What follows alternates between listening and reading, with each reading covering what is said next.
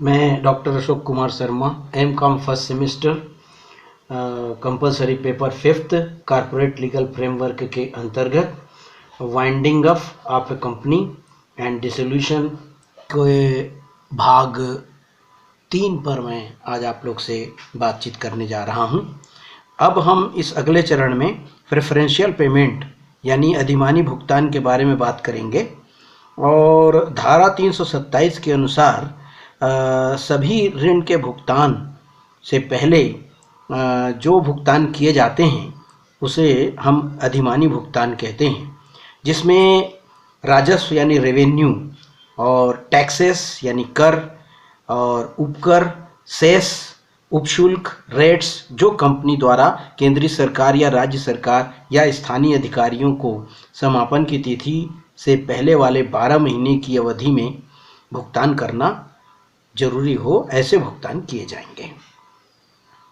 Commission के रूप में दी जाने वाली मजदूरी या वेतन जो कंपनी के किसी कर्मचारी को समापन की तिथि से वही 12 महीने के अंदर या अधिक 4 महीने के अंदर दिए हो, और औद्योगिक विवाद अधिनियम 1947 के 5वें क के अंतर्गत अधीन कर्मचारी को भुगतान की जाने वाली क्षतिपूर्ति की राशि।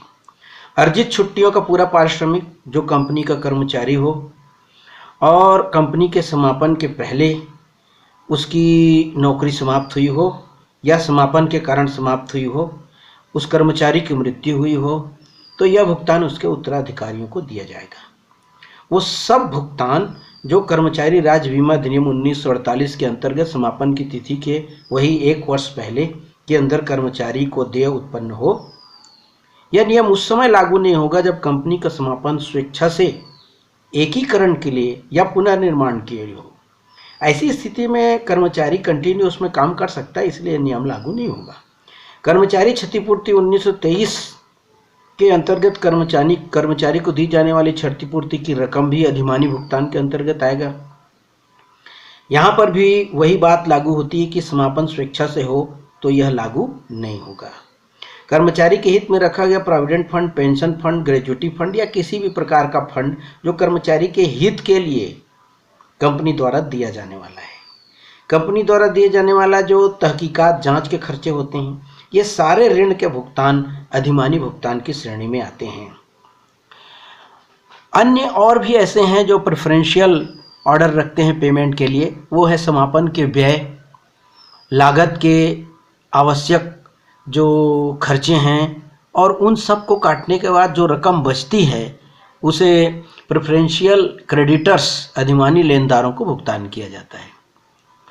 इसमें जैसे कंपनी जो अधिनियम है उसके 2016 में जो संशोधन हुआ है उसमें धारा 326 के अंतर्गत कुछ भुगतान जो प्राथमिकता में आते हैं, उसमें जैसे मजदूरी जो कामगारों को दिया जाने वाला है, सुरक्षित ऋणदाता हैं उनको जो पेमेंट किया जाना है, जिन्होंने गिरवी रखी हुई है संपत्ति को कंपनी के, या कुछ भाग वसूल कर लिया और कुछ भाग बकाया है, ऐसे लोग को, या 2 साल की मजदूरी यदि समापन की आदेश की तिथि के पहले 2 साल कोई मजदूरी है, बकाया मजदूरी या सुरक्षित ऋणदाताओं को भुगतान किया जाएगा, है ना।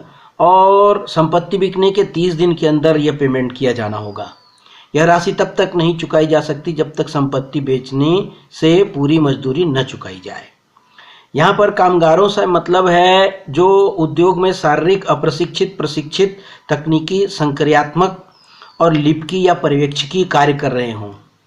इसमें थल सेना, वायुसेना, जल सेना और पुलिसकर्मी शामिल नहीं होते। इसमें न ही जेल के प्रशासनिक कार्यों में लगे कर्मचारी शामिल होते हैं।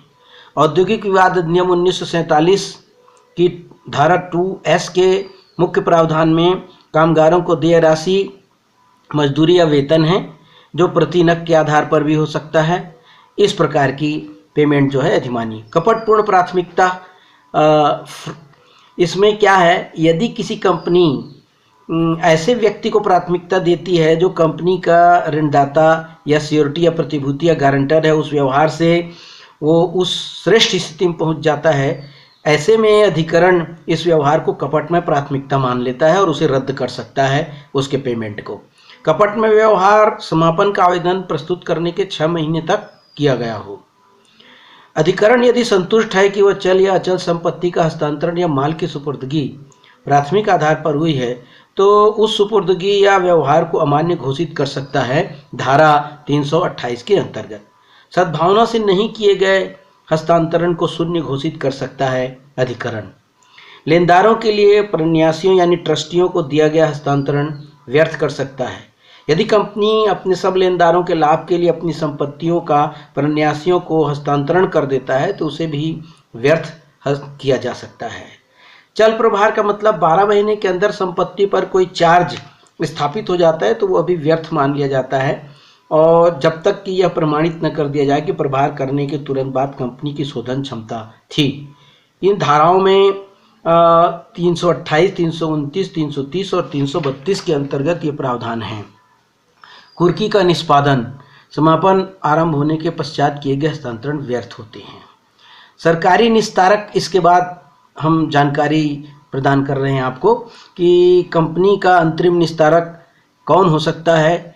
यह अधिकरण द्वारा दिवाला व्यवसायियों में से किसी व्यवसायी को जो इंसॉल्वेंसी और बैंक्रप्सी संहिता 2016 में पंजीकृत हो, उसमें से किसी संचालक को वो इसके लिए सरकारी निस्तारक बना सकते हैं।